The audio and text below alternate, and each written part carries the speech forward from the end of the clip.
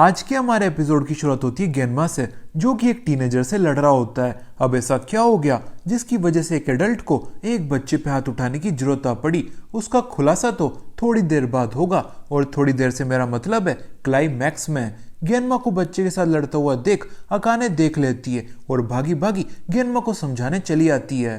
Uncle, बच्चे को पीट के क्या साबित करना चाहते हो आप? दम है तो ठहर की बुढ़े को पीट के दिखाओ ना। पर अकाने अपनी ये बात गेनमा को समझा पाए उससे पहले गेनमा अपना फाइटिंग मैच हार जाता है और हमें बता देता है कि मिस्टर टेंडो की तरह उसने कभी भी खुद का कोई डोजो खोलने की कोशिश क्यों नहीं करी, क्योंकि जो बंदा बच्चों से ही फाइट में हार जाता है वो दूसरों को क्या ही सिखाएगा। इसी बीच काजुमी रेनमा के घर पहुंचते ही उसे खाना ऑफर करती है। क्या बात है काजुमी, आज घर पहुंचती तड़कता भड़कता नाश्ता। इतनी खातिरदारी आज कैसे हो रही है मेरी? रेनमा, ये खाना नहीं चैलेंज लेटर है जो कि तेरे बाबूजी के लिए सुबह सुबह आया था, और इसे पढ़ के अभी वो किसी के साथ दंगा करने गए हैं। अच्छा, क्या बात है, आखिर बाबूजी को उनके कुकर्म का फल देने कोई आ ही गया। इससे अच्छा आज के दिन और क्या ही हो सकता है। ओ हाँ, ओकोनोमियाकी। काजुमी, इसे खाने के लिए तू चम्मच तो लाई ही नहीं। रेनमा, ठीक इसी समय कोई तेरे बाबूजी को धो रहा हो सकता है, उनकी हड्डियां चटका रहा हो सकता है, उनकी चमड़ी उधेड़ रहा हो सकता है। क्या तुझे लगता है ये सही समय खाना खाने का? तेने एकदम सही कहा काजुमी, पहले मुझे अपने बाप को पिटते हुए देखने जाना चाहिए, इससे मेरा मन प्रसन्न हो जाएगा और मुझे खाना खाने में डबल मजा आएगा। के रेनमा अपने बाबूजी की फाइट देखने चल जाता है, पर उसके वहां पहुंचते पहुंचते उसे थोड़ी नहीं बहुत देर हो जाती है और फाइटिंग मैच के साथ साथ उसके बाबूजी में फाइटिंग करने की क्षमता भी खत्म हो जाती है और वो बैटल ग्राउंड में किसी लाश की तरह बेहोश पड़े होते हैं। यह देख के रेनमा अपने बाबूजी से कहता है, बुढ़े, मैं तमाशा देखने के लिए 2 मिनट लेट किया हुआ, उतने में तू मैच ही हार गया। तू मार्शल आर्टिस्ट है या कोई मरा हुआ पेदिसा आर्टिस्ट? अब मैं तमाशा देखने कहाँ जाऊं? बता मुझे, बता। बेहोश होने के बाद भी गेनमा रेनमा की बदसलूकी महसूस कर लेता है और एक अच्छे बाप की तरह अपने बेटे को मारने के लिए खड़ा हो जाता है। आई, और तमाशा देखना है तुझे? मारू तेरी कनपट्टी पे अपने जूते की। पर आपने तो चप्पल पहन रखी है। जबान मत लड़ा मुझसे बदतमीज, वरना चमड़े की बेल्ट निकाल के यहीं पे तेरी चमड़ी उधेड़ दूंगा और पापा ऑफ द ईयर अवार्ड जीत जाऊंगा। पर आपने बेल्ट भी कहाँ पहन रखी है? बढ़ती उम्र के साथ आपके चश्मे का नंबर भी बढ़ता जा रहा है क्या? और रही बात आपके पापा ऑफ द ईयर बनने की, तो बच्चे पे अत्याचार करने से पापा ऑफ द ईयर नहीं, जल्लाद ऑफ द ईयर का अवार्ड मिलता है। रेनमा की बात सुन के गेनमा की आंखों में भारतीय बापों वाली चमक आ जाती है और वो रेनमा को समझाने वाले होते हैं, अगर हम भारत में रहते तो तुझे ऐसा प्रसाद रोज मिलता। पर वो रेनमा को मार मार के सुधार पाए उससे पहले उन पे एक जाइंट करची से हमला हो जाता है और रेनमा उस करची से अपने घायल बाबूजी की जगह अपनी सेटिंग को बचाना सही समझता है। अब आप लोग सोच रहे होंगे कि बंदे ने अपनी बंदी के लिए अपने बाबूजी को मरने के लिए पीछे अकेला छोड़ दिया, अब तो इसकी बंदी इस पे फिदा हो जाएगी, इस पे फ्लैट हो जाएगी और आखिरकार इसको दे ही देगी अपना प्यार। पर नहीं, इसकी बंदी इसको धोखा दे देती है और इसके खींच के एक चपेट की लगा देती है। इसलिए कहते हैं बंदी से पहले अपने माता पिता को चुनो। पर नहीं, तुम सबके दिमागों में तो संस्कारों की जगह छिचोरागिरी भरी पड़ी है। अब अकाने ने रेनमा को क्यों पेल दिया उसका रीजन मैं तुम्हें नहीं बताऊंगा, वरना तुम छिचोड़ लोग कहोगे तो यहाँ गलती हो गई रेनमा से। कोई ना, हम आगे से इस बात का ध्यान रखेंगे और अपनी बंदी की जान बचाएंगे। सुधर जाओ छिचोरों, सुधर जाओ। पर खैर, अकाने रेनमा और रेनमा के बाबूजी पे इस करची से इस अनजान आदमी ने वार किया होता है और ये वही आदमी होता है जिसने थोड़ी देर पहले गेनमा को पेला होता है। अपने बाबूजी का तो नहीं, पर रेनमा अपनी सेटिंग पे वार का बदला लेने इससे भिड़ जाता है। पर रेनमा इस अनजान आदमी का कुछ बिगाड़ पाए उससे पहले उसके बाबूजी अपना पांव बीच में अड़ा के उसे रोक देते हैं और समझा देते हैं, इससे दूर रहने में तेरी भलाई है। अब बाबूजी का इस बात से क्या मतलब था, उसे जानने के लिए रेनमा जिंदगी में पहली बार अपनी मर्जी से आगे होके अपने बाबूजी के साथ 1-on-1 समय बिताता है। बुढ़े, तू अपना मुंह खोलेगा या तेने मेरा आज का पूरा दिन व्यर्थ करने की शपथ ले रखी है? रेनमा, क्या तुझको पता है गलती इंसान से ही होती है? हाँ बुढ़े, पर तेरे केस में तेरे से गलतियां कुछ ज्यादा ही होती हैं। आगे बोल। मैं तुझको अब कुछ ऐसा बताने वाला हूँ जिससे तेरा खून खोल सकता है, तेरी मुझको मारने पीटने की इच्छा कर सकती है। वो तो रोज ही करती है बुढ़े, आगे बोल।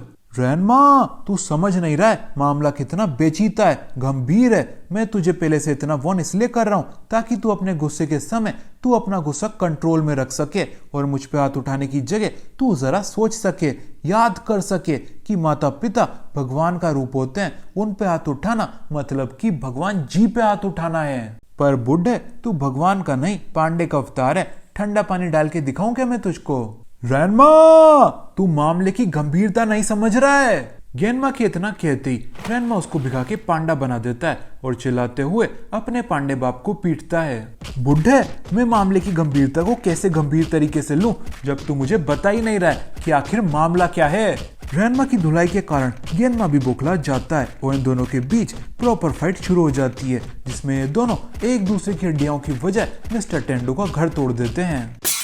हाय अकाने, तू यहाँ पे क्या कर रही है? मेरी छोड़, तू क्या कर रहा है?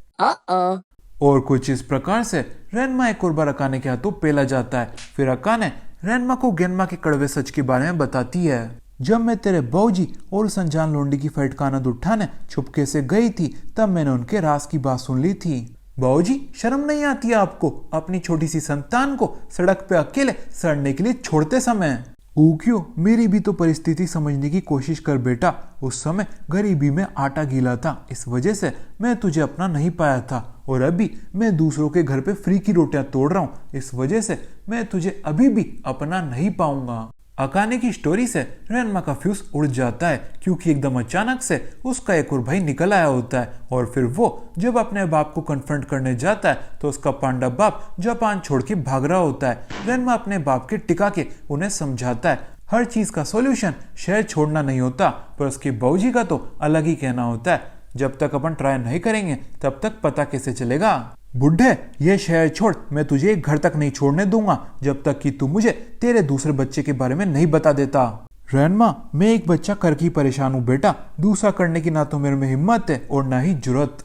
तो फिर ये ऊकियो कौन है? रैनमा की बात सुन के गेनमा सोने की एक्टिंग करता है, सोचते हुए कि रैनमा एक सोते हुए आदमी को परेशान नहीं करेगा, पर रैनमा निर्लज होता है और अपने बाऊजी की ओवर एक्टिंग को उनके कान में चिल्ला के खत्म करता है और कुछ इस प्रकार से पूरी रात बीत जाती है और रैनमा को उसके जवाबों की जगह सिर्फ गेनमा के बहाने मिलते हैं। अगली सुबह स्कूल में रैनमा की क्लास एक और स्टूडेंट ने ज्वाइन की होती है जिसका नाम होता है ऊकियो कोएंजी, जो कि अपना इंट्रोडक्शन क्लास में सभी को ओकोनोमियाकी खिला के देता है। जिसको ओकोनोमियाकी डिश के बारे में नहीं पता, ओकोनोमियाकी जापानीज स्टाइल का पिज्जा होता है। रैनमा को उक्यो की शक्ल देख के तो नहीं, पर उसके हाथ का पिज्जा खा के याद आ जाता है कि उक्यो उसका चाइल्डहुड फ्रेंड है। जिसके बाद हम आ जाते हैं एक छोटे से फ्लैशबैक में, जिसमें रैनमा उक्यो के साथ खेलने के नाम पे उसे धो दिया करता था और उसके बाऊजी से फ्री का पिज्जा चटोल लिया करता था। रैनमा, ये कहानी दोस्ती की थी या दोस्ती का फायदा उठाने की?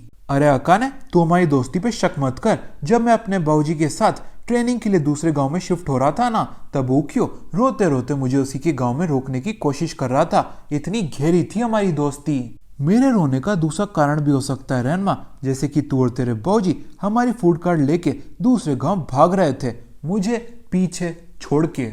रैनमा, अब मुझे पता चला कि तू इतना बेशर्म कैसे है। तेने अगर बेशर्मी में डिप्लोमा कर रखा है तो तेरे बाऊजी ने तो पूरी डिग्री ही ले रखी है। एक गरीब से उनकी रोजी रोटी छीन के भाग रहे थे तुम दोनों, थोड़ी सी भी शर्म है कि नहीं तुम में? अकाने की बात सुन के यहाँ पे गेनमा आ जाता है और अपने ऊपर से चोरी का धब्बा हटाने के लिए बच्चों को बताता है कि उसने वो फूड कार्ड चोरी नहीं की थी, बल्कि उक्यो के बाऊजी ने वो कार्ड उसे खुशी खुशी दी थी। अब वो क्यों दी थी, उसका जवाब गेनमा शेयर करने की मूड में नहीं होता। इसी वजह से वो अपना एक और घिसा पिटा सा बहाना मार देता है, बेटा कुछ राज राज ही रहे तो अच्छा रहता है। ये बात सुन के कोई कुछ समझे ना समझे।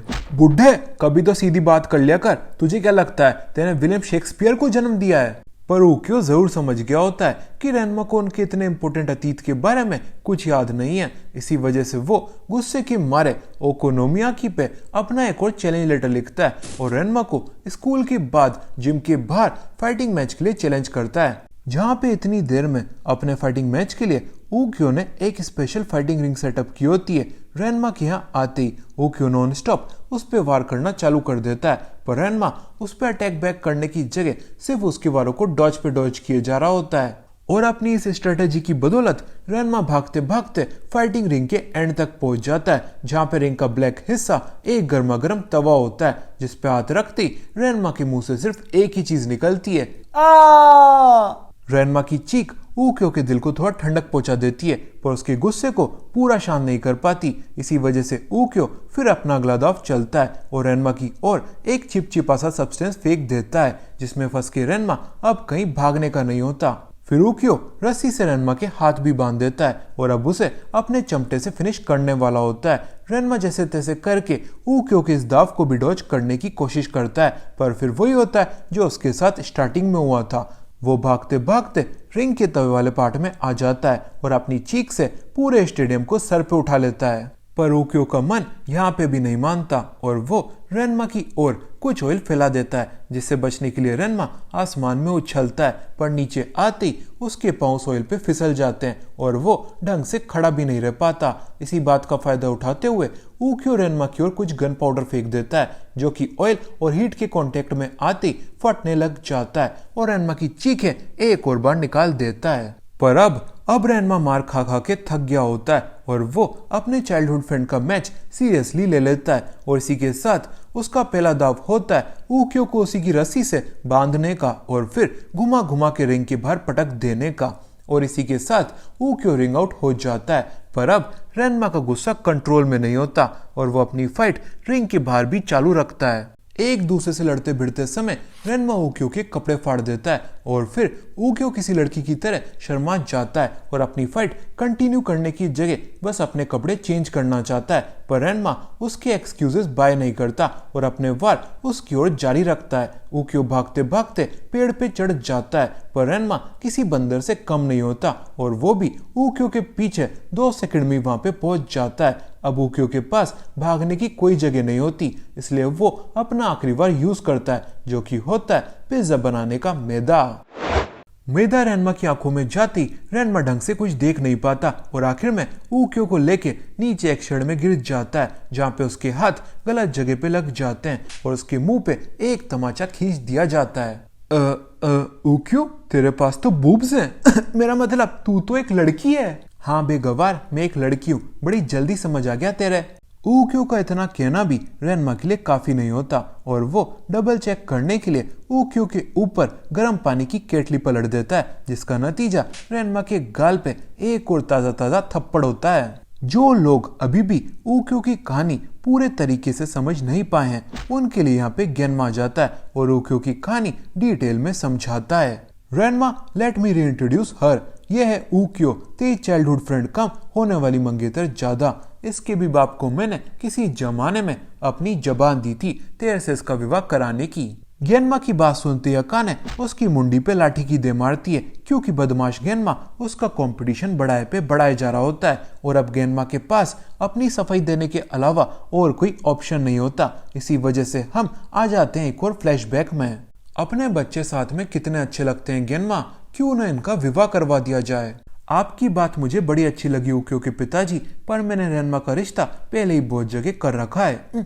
मेरा मतलब पहले ही एक जगह कर रखा है।